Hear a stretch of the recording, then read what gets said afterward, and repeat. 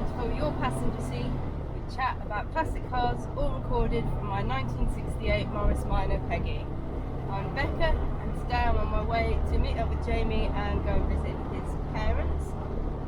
But we're going to tell you today all about the weekend that we had down south in London and Chelmsford, and the Morris Minor Day at Whitewebbs Transport Museum.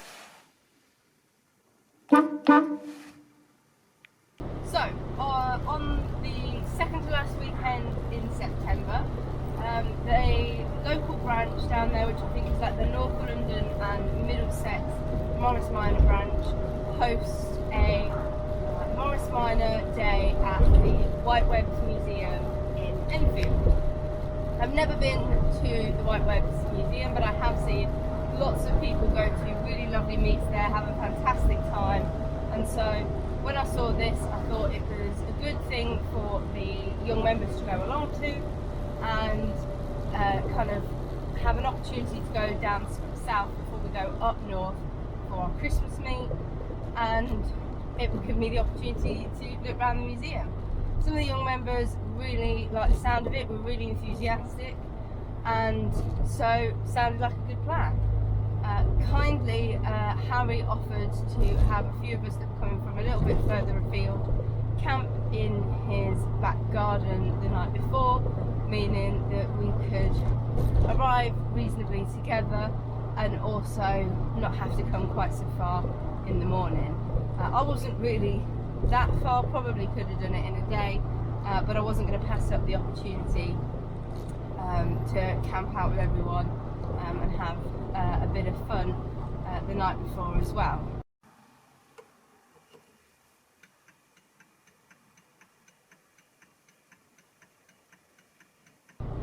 So on the Saturday we met up with Elliot at Cambridge Services and then headed down in convoy towards Chelmsford, which is where Harry lives with Tom and Mabel, their Morris Minor. And unfortunately there seemed to be a big crash on the M11, which meant that we were diverted off not long after Cambridge and sent through really quite a lovely scenic route through Saffron Walden and a load of other lovely villages, all country roads, and had a really nice drive.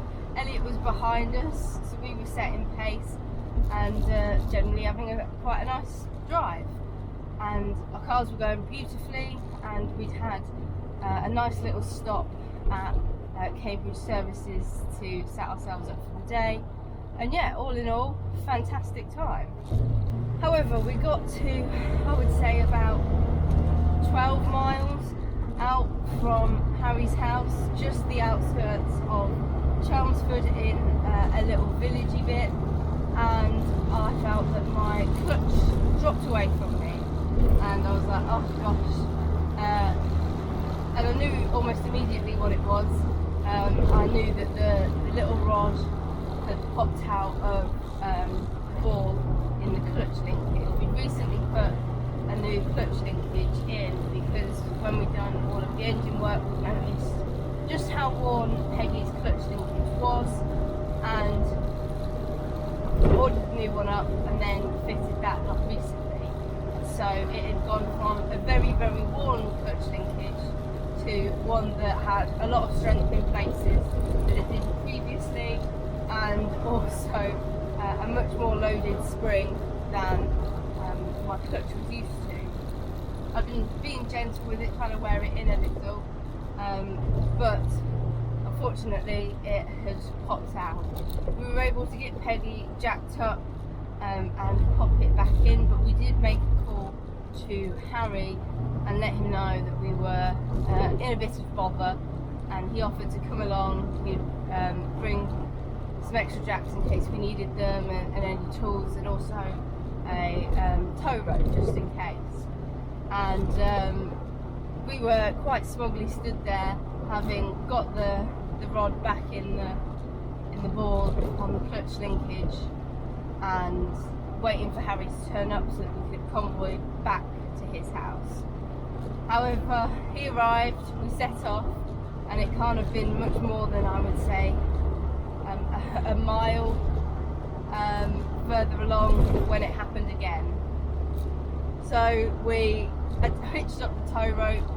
Elliot went off ahead, and we set ourselves up on the tow rope and with a little flashing beacon on the top of Peggy, and then followed quite closely Harry into Chelmsford and to his house.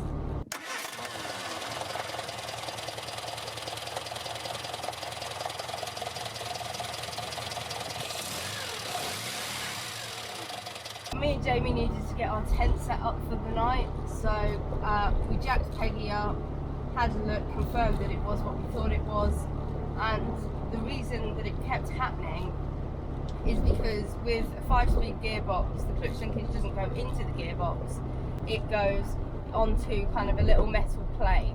And quite luckily actually, Elliot had recently had a 5-speed conversion done to his car, and we were able to measure the thickness of his kind of metal bracket compared to mine, and mine is not only quite a bit older, but also quite a bit thinner than his, so it really doesn't have the strength, and with everything in the clutch linkage being so much stronger than it was before, it was causing the metal to bend a bit. So we jacked Peggy up, dismantled some of the linkage so that we could put it back together again once we strengthened that metal bar with a stay against the gearbox to stop it bending in the way that it had. It's not a permanent fix, it's a fix that will probably see me till Peggy's restoration next year, and at which point we'll fit one of the newer metal bracket things that you can obviously get that is a lot stronger and a lot thicker by the sound of it. So Harry and Elliot were working on that for us whilst me and Jamie put up our tent, got ourselves all set up, and Tom was providing us all with drinks. Whilst we were waiting and working on that, Yayan and Tash arrived, who had travelled 250 miles over from North Wales to be with us, and once we were all parked up, Peggy was ready for a little test drive around the block just to check that the clutch worked and that it was happily moving and that it wasn't doing the same thing. I got more than a mile on it, so we figured, well, that'll probably last pretty well tomorrow.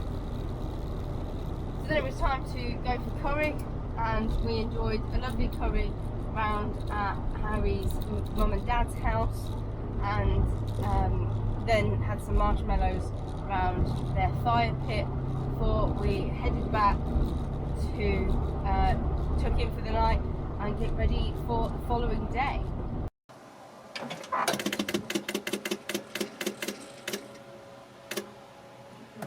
We woke up the next day, got ourselves all dismantled from our tents and half of Morris miners that we were all sleeping with. And Lewis and Chelsea had joined us later in the evening at Harry's mum and dad's house, so they were there as well but hadn't camped because putting a tent up when we got back quite late on the Saturday night probably wouldn't have been the most productive use of time. So we got everything sorted, everything set up and put away. A few of us had a couple of heads to talk. Peggy having had a recent bypass hose fitted and therefore needing her head gasket re-torqued again, and Yayan had only just put the engine in patch the day before, finished putting it in on the Saturday before deciding to test run it on a 250 mile trip across country, and it went absolutely beautifully. Next up was a test for all of our engines across the M25. Reasonably quiet at that time of day on a Sunday morning, and we were able to have a pretty successful 5.5 car convoy along it and into Enfield, where we pulled up to the Whitewebbs Museum, I think about 10:30, maybe 11:15, and were parked together. And I'd never been there, had no idea kind of where it was, what it was all about, what it was like, and it was completely different to everything that I thought it was going to be.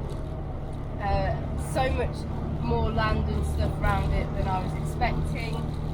Very much not like just on a street that was kind of a busy London street. It was really kind of in the middle of nowhere for what you think was Enfield, and just generally quite a lovely little historic place.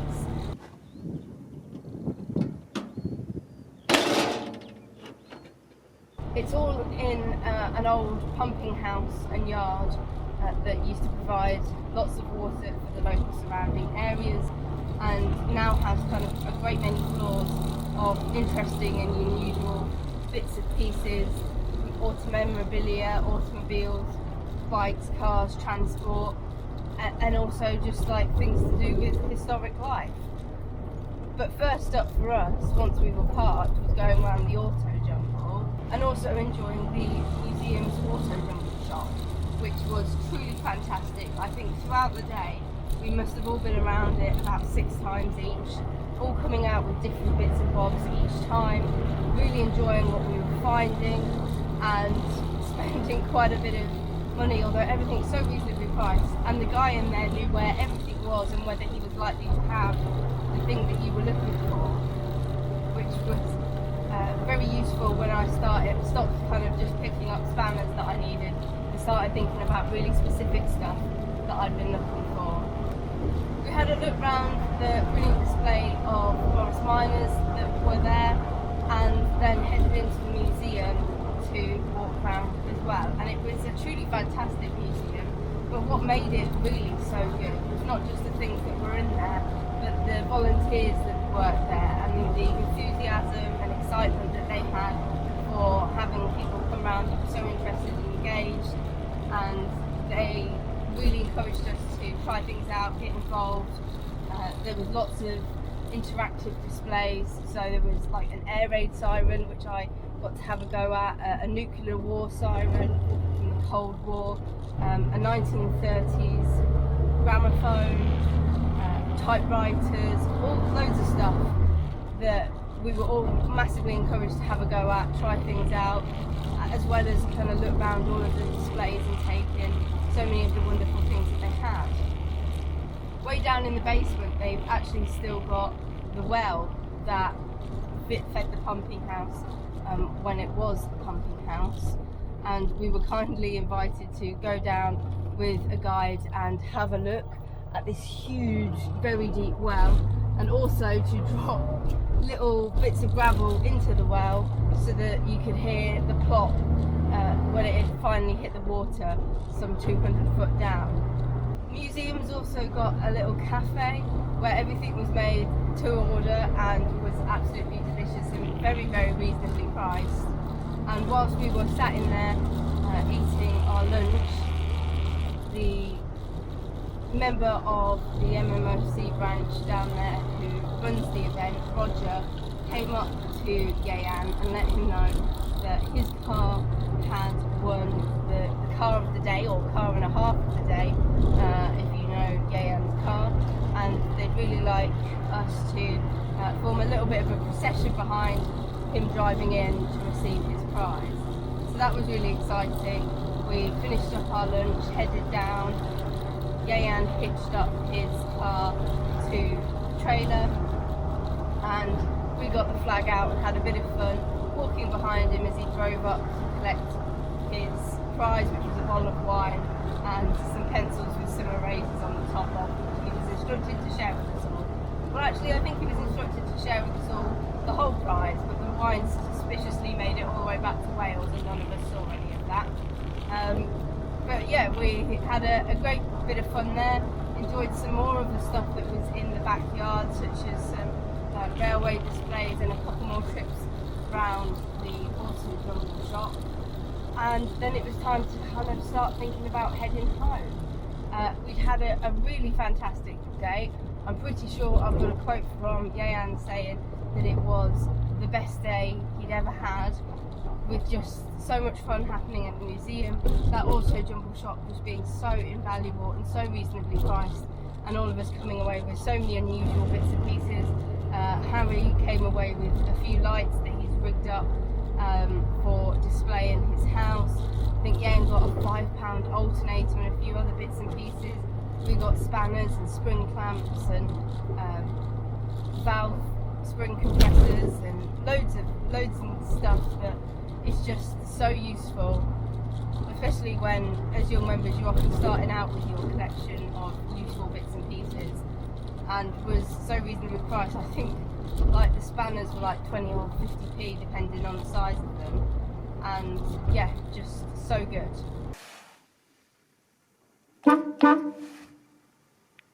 Our trip home was reasonably uneventful. The clutch continued to hold out. We stopped for some dinner, and by the time that we'd finished and stopped for our dinner, we realised that it was getting a bit dark, so I put some lights on, and I noticed that Peggy's little voltmeter down there wasn't really charging, which was a little bit concerning. But we made it home, got on the driveway, turned her off to empty her out of all of our goodies and our camping and everything else that we've got in here, and then went to start her again to park her up in the little tent garage, and unfortunately she wasn't having any of it. So we had, after what had been a pretty long and exhausting day as it was, the challenge of pushing Peggy up my very steep driveway into the garage to get her out of the way for all of the other cars to be able to go out the next day. But overall, it was an absolutely fantastic weekend. I cannot speak highly enough of how wonderful and welcoming the people that were at the Morris Minor Day in Whitewebbs were. We had some really lovely conversations. We were really encouraged to get involved with everything and have lots of chats. We got to meet some young members that we hadn't previously got to meet, including Rodney with William, Morris Minor, who you can find over on Instagram, and a lad called Matthew who was looking to buy his first Morris Minor, and we were able to kind of point out different things on our cars that he should look out for when purchasing his own Morris Minor, hopefully in the not too distant future. It was really nice to go to something different, to experience such a good museum that was so exciting and interesting, and kind of reminded me a little bit of the Boston Museum that we went to at National, in terms of just being not a stuffy museum that wouldn't let you enjoy their exhibits, but a museum that really wanted to get people excited about the things that they were excited about, which is always really nice, especially when so many of these historic things are run by elderly volunteers who are looking for the next generation to help keeping these things going.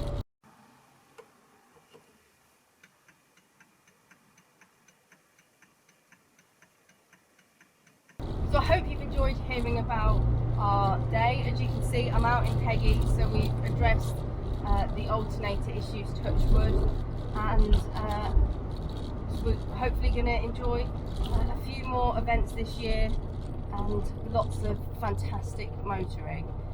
If you're not already following or subscribed on whatever channel you're listening to this on, perhaps consider checking it out. We've been steadily growing recently, and I'm looking forward to hitting a few more kind of personal goals with it all in the next few months. But in the meantime, whatever you're driving, drive safely and happy motoring.